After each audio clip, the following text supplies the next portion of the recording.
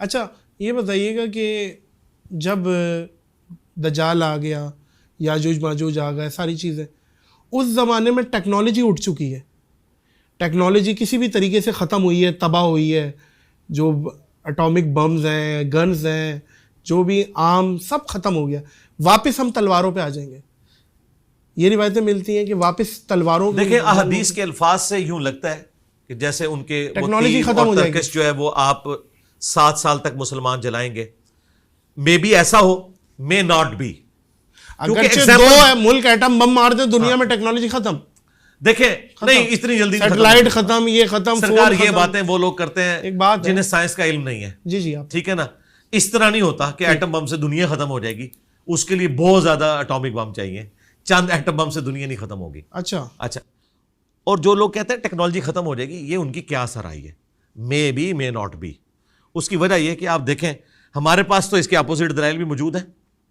مثلا صحیح مسلم میں حدیث ہے، نبی علیہ السلام نے فرمایا کہ قرب قیامت میں جب دجال آئے گا نا تو پہلا دن 1 سال کا ہوگا، دوسرا 1 مہینے کا، تیسرا 1 ہفتے کا، اور چوتھا نارمل، اور پھر نارمل دن شروع ہو جائیں گے. صحابہ کرام نے کہا جب 1 سال کا 1 دن ہوگا تو ہم نمازوں کا کیا کریں گے؟ آپ نے فرمایا تم اندازہ مقرر کر لینا. اب مجھے بتائیں گھڑی بننے سے پہلے کیا کوئی 1 سال کی نمازوں کا اندازہ مقرر کر سکتا تھا؟ لیکن آج گھڑی کی برکت سے ہم 24 گھنٹے کا دن رات کرتے ہیں. سورج افق کے الانگ یوں چلتا ہے، آپ عشاء کی نماز پڑھ رہے ہوتے ہیں. ٹھیک ہے.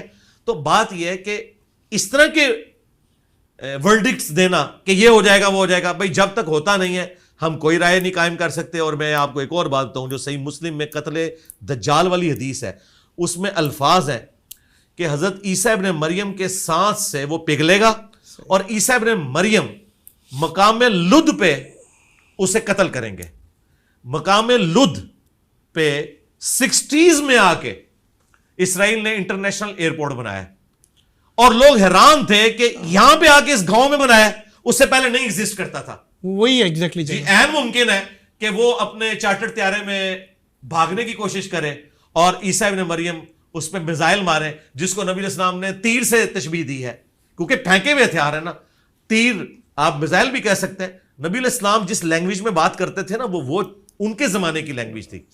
آج کے زمانے میں اس کو ٹرانسلیٹ کرنے کے لیے نبی علیہ السلام نے اسی زمانے کی لینگویج کو استعمال کرنا ہے. آپ آج کے زمانے کی لینگویج نہیں یوز کر سکتے تھے، ورنہ آپ کی جو بیست خاصہ تھی جن لوگوں کی طرف، انہیں تو وہ کمیونیکیشن گیپ تھا. وہ نہیں سمجھ. یہ جو لوگ اعتراض کرتے ہیں نا جی قرآن کی جو لینگویج، بھی قرآن اس لینگویج میں بات کرے گا جو اس زمانے کی لینگویج تھی. صحیح. اس کو ہم نے انٹرپریٹیشن اس کی کرنی ہے. جیسے سورۃ الانفال میں ہے کہ پلے ہوئے گھوڑے تیار رکھو جہاد کے لیے.